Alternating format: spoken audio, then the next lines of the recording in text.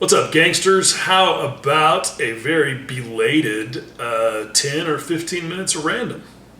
Okay, so here we go. The latest thing that was on my bench, probably the last time I talked about this, shit, I don't know if it was the Arma Hobbies 1/72nd scale Mustang or if it was something after that. But either way, that's the reason why my little Sherman project got stalled, because I got sidetracked with other things.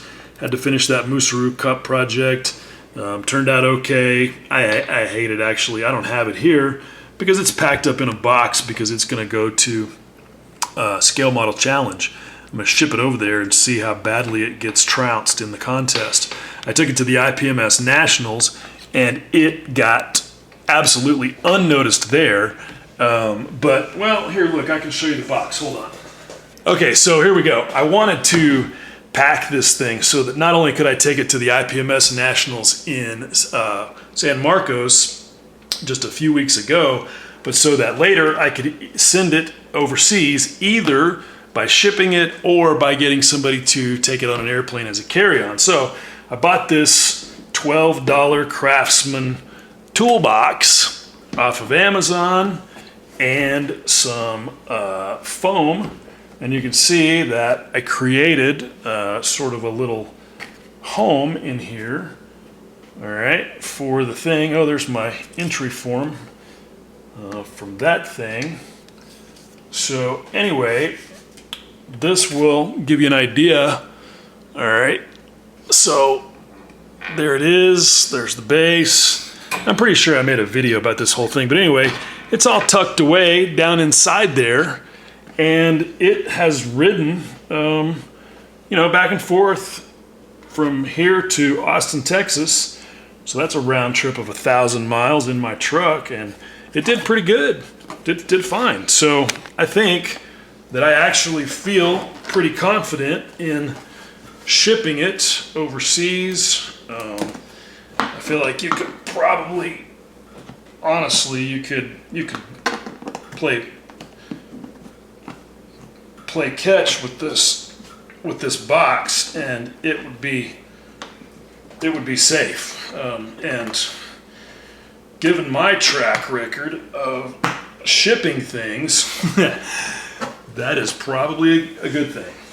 Okay, so the next thing that got me distracted from the Sherman was this, the Arma Hobby PZL11C. And I thought I was going to spend like a month on this thing. Yeah, I ended up being more like 4 because I am slow and, like I said, sidetracked. But this was a whole exercise in building something outside of my comfort zone. This is a super cool little kit. It is literally one single colored sprue, a clear sprue, some photo etch, and some decals. And this was Arma Hobby's second, I think, kit ever, and their first in 1/48 scale. And it's like a much more, it's like something released by a much more mature company. I mean, just in terms of the number of products that they've put out. It's pretty well engineered overall. The cockpit, not a big fan of the engineering there, but the detail is great. The molding is outstanding. The decals are really good. And I'm going to do a whole video on this thing. But anyway, that's that. And my comfort zone thing was that I very specifically wanted to build this in what I sort of call like the IPMS or the illustrative style, with a very, very minimum amount of weathering and just kind of high contrast. And I did that, and that was good fun. It definitely, got me out of my comfort zone, because, any of y'all that look at my channel know that I love to do the filthy things, and it's not even a porn channel, but it worked because I took it to the IPMS Nationals that I mentioned and entered it in the 1/48th scale Allied Radial, which had 50 some odd entries, and it got split into US and US Navy radial, and then other Allied radial. And I was in the other, and it's like 24 entries, I think, and I won won the class. So yeah, and that's cool. I feel the same about winning at an IPMS contest as I do about losing at one. I kind of wanted to prove a little bit of a point about the whole weathering thing and the style, and I feel like I sort of supported that, my theories about that, and some biases that I think there are in the IPMS aircraft segment. But it's an admittedly small sample size. N equals 1 doesn't prove shit. But I do love this award. Rob Booth and the guys in San Antonio did a fantastic job of coming up with these awards. I mean, look at that. That's just cool as shit. It's like an actual, Western belt buckle. It's actually made out of metal. You can tell, pretty solid. So I got that, and I got 2 others because I took my old MAK Griffin that you guys might remember I built in 2016, and also from 2016, my Case VAI tractor vignette. And they got second in sci-fi vehicles and automotive vignettes, respectively. So that was pretty cool. Nice to see some love. Hey, I feel like that tractor vignette is one of my best pieces of work, so no hating on that. Now, here's a couple of other cool things. Okay, so speaking of my friends over at Arma Hobby, they sent me this, and this is pretty cool. Because, it was nice of them to send it, even though I told them straight up, I ain't building that. I am about as interested in hurricanes as I am in drinking paint thinner. Like, it just doesn't have any appeal to me. In particular, I think it's kind of a goofy looking airplane. I realize that's going to trigger some of you guys, and I'm probably going to get some hate comments, but hey, listen, we all like different things, okay? It is what it is, but it is really cool. This is the first time I've opened it. Obviously, I can barely get the damn box open, and it is, I expect that this is going to be super cool. Several people that I know have gotten these and worked on them. Matt McDougall, for one, I think he built up the entire thing and then took it to the Nationals as an unpainted thing. And so anyway, it's going to be, I think, really, really good. And I don't know. I'm not going to build it, I'm pretty sure. Because again, I just don't have any interest in the Hurricane. And one thing that my experience over the last year has made very clear to me with projects that I sort of felt like I needed to do more than I wanted to do, is I ain't doing no more of that. It's love or nothing, baby. So I'm gonna finish this Sherman thing, and I'm not sure what I'm gonna do after that, but it ain't gonna be a Hurricane, that's for sure. I might just glue it together just for fun and do like a build, review type video or something. I don't know. Yeah, look, the instructions are really good. Arma does an excellent job with this part of their products. They do an excellent job really with everything. I will call them out on a few engineering things, and I have with both the PZL and the 1/72nd scale Mustang, but still, overall, they are hitting, if not home runs yet, they are certainly hitting solid triples. And this Hurricane, I don't know, it's probably, it may end up being a home run. I don't know. I think certainly in terms of sales, even if it's not a home run in terms of like something else, like engineering, and I'm not saying that it will be, just saying if, but there are a lot of people who dig on the Hurricane, and so they're going to be pretty stoked about this. And look at that surface detail. Come on. Look at that. Look at how delicate that is. All those raised rivets. Man, that is just fantastic molding. These guys, whatever you can say, whatever else you might say, One thing that these guys have a lock on is just lovely, delicately scaled and reproduced surface detail. I mean, god damn, son, that is, I mean, look, it's hard not to want to build this thing just because of that, right? Like when I imagine what I could do with all of that from a weathering standpoint, I gotta not get sucked down that rabbit hole. Look at that. Wow. Oh yeah, just so good.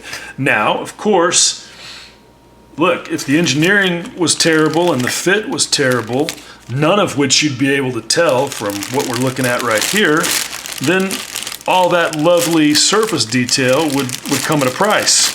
But I wouldn't expect that to be the case with this kit, and nothing that I have heard from anybody indicates that it will be the case. So yeah, cool.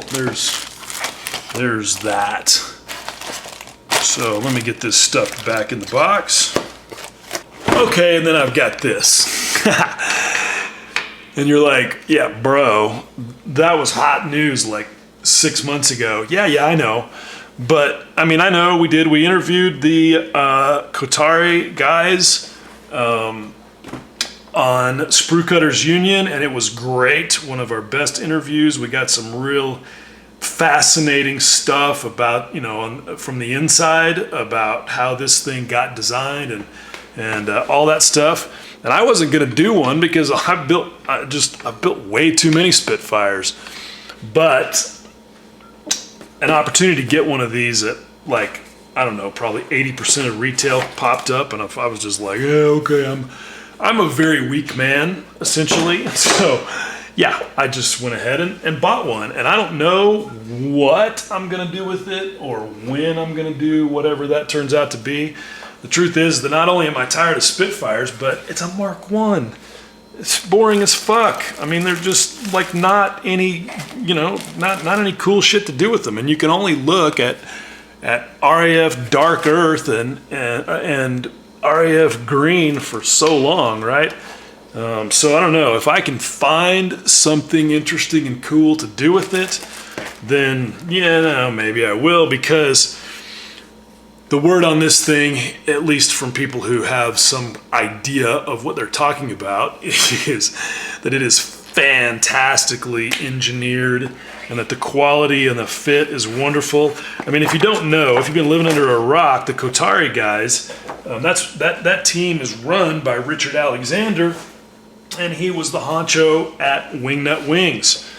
And quite a few of the staff members came over from Wingnut Wings. So yeah, it's gonna look, it's gonna feel the same. And this instruction book is evidence of that. I mean, come on. This is like instruction book porn. Yeah, it's like its own little reference manual. Look at these beautiful black and white photos. And Richard Alexander, I mean, you better not bet any money with that guy about like Spitfire facts, because he's gonna take your lunch money, son. This dude, he knows so much about Spitfires, and you can tell he is just like, it's his first love, and he has baked as much of it into this book as possible. And it's really, really good. So there's that. And then, all right, so it is, look, there is no more talked about kit anywhere or viewed kit anywhere on YouTube. So I'm not going to spend any time looking at the actual stuff, really. But it is, yeah, there it is. And I really want to get back to 1/32 scale. I don't know what happened, but after the last Spitfire I built, I haven't been back to 1/32. I've been farting around with stuff that, well, and actually that's not true. The P40 was the last 1/32 I built, and that was a long, sweet love affair. And then, there was the Hornet, and it kind of like wore me out. It was like dating a psycho chick, and yeah, where the sex was great, but you just felt dirty every day. And so, yeah, I want to get back to something I love. And 132nd World War II fighters are my first love. And so it is hard to resist the siren song of this thing, because look at all of those acres of weathering potential, even on a Mark 1. But also, I'd love to just build this thing for the build experience, because everybody says it's just so much fun. You know, from the instructions to the way it fits, the engineering, all of it, I just want to experience it. So, I don't know, if I find a good excuse to build another Spitfire, yeah, it could happen. I don't know, we'll see. But look at that, look at that. Now, there's a couple of things that some real nincompoops on the interwebs are whining about. One is no engine, and it's like they suddenly discovered that, and it's, you know, the second most known fact in the universe that this kit was not going to have an engine only after Russia invaded Ukraine. I mean, come on, if you didn't know this thing was not going to have an engine, you really weren't paying attention. So yeah, who cares? I love this idea of exquisitely detailed 1/32 scale kits that have a lot of energy invested into the cockpit and the surface detail, but aren't going to waste any of your time on engines and stuff. And listen, the fact is that it ain't going to be long before there's tons of 3D printed and or resin engines that you can use if that's what you want. So yeah, get over it, whiners. The other thing is the surface detail on the wings. There are people who are complaining about that, and look, so sorry, but the surface detail that you see on pretty much every Spitfire model kit on the wings is stage makeup. It's there for artistic effect to add visual interest, because the fact is that while Spitfire wings did not have the degree of smoothing and sanding and primering that Mustang wings did, for example, they still were relatively devoid of a lot of rivets and stuff. Certainly nothing like the Hurricane. So Richard, look, he went for the most accuracy that he could fit into this box. And so the surface detail of the wings, whether you like it or not, that's how it was. And you know, if you need some more visual interest, then add your own. I applaud the decision, and I wish that manufacturers of Mustang kits would do the same thing and mold the damn things without panel lines, because that's what's correct. And if you want to add your own panel lines, then get on with your bad self. Anyway, that's it. That's probably more like 20 minutes of random or some shit, like always. Some things never change, right? Yeah, and another thing that never changes is that I forget stuff, and there's always more dope shit that I want to talk about, and this is no exception. I don't think that I've done one of these since I came back from a figure painting workshop in Austin in April with James Rice, which was super cool. I was a terrible student, pretty much the worst one in the class, and I'm not sure that I learned anything, and that's not James' fault because he's a badass. It's just because I'm an idiot and apparently unteachable when it comes to using acrylics for figure painting. But I did get a chance to check out some of these Pro Acryl metallics. These are acrylics in the traditional water-based sense, and I bought the whole set because look at this. Like, the pigmentation in these things is just redonkulous. Look at that. Look at the little dude's helmet. That's the gold from their product line. I mean, that is fantastic. I didn't paint this. One of the dudes in the class was showing me this, and I was ogling it, and he just gave it to me. He said, "Here, take it home." This is an injection molded kit. I don't remember the brand name, but that's just dope. So anyway, this stuff is really cool. I've had a chance to use a little bit of it, and it really is wonderful. Brush paints just beautifully. And you can get it at Lionheart Hobbies down there in the 512 in Austin, Texas. They carry all of it. So go on their website, call them up, whatever. It's good stuff. While I was down there, I got this little thing. This is something that our buddy Matt McDougall designed and printed for the Tamiya F4, I believe. This is the front of the rear instrument panel, and that's just pretty cool stuff. This is straight off the printer, and the detail is just lovely. These are really cool parts. Matt's become a really good 3D printer, and that's been fun to watch. So there's that, and then this I got in San Marcos at the Nationals. This is from a guy named Jared Bradley. He's an Australian. He has a little company called Bone Fragments, so called because his favorite thing is the B1B, and he is designing and producing a lot of really, really cool 3D printed accessories for like 1/48 scale, probably like monogram, I guess. I'm not sure who makes the kit, but anyway, just really cool, very realistic 3D printed accessories for the bone. And you can see that really how fine the details are. They're just super, super cool. Good stuff. Then there's my buddy John Colasante, who I have known via the old interwebs for a long time. He's an OG member of SMCG, just an all-around good dude, an engineer and a wizard with Fusion 360 and 3D printing. And he recently designed this engine. I can't remember. I think this is a Wasp, but designed and printed. And look, he did it with all of the wires and push rod covers and all the details in the file, so it prints as one piece. Obviously, no assembly, but it also makes painting possibly easier, maybe more challenging, I don't know. But just look at the detail that he got on this thing. He had some, he had to go around and around to get the printing dialed in.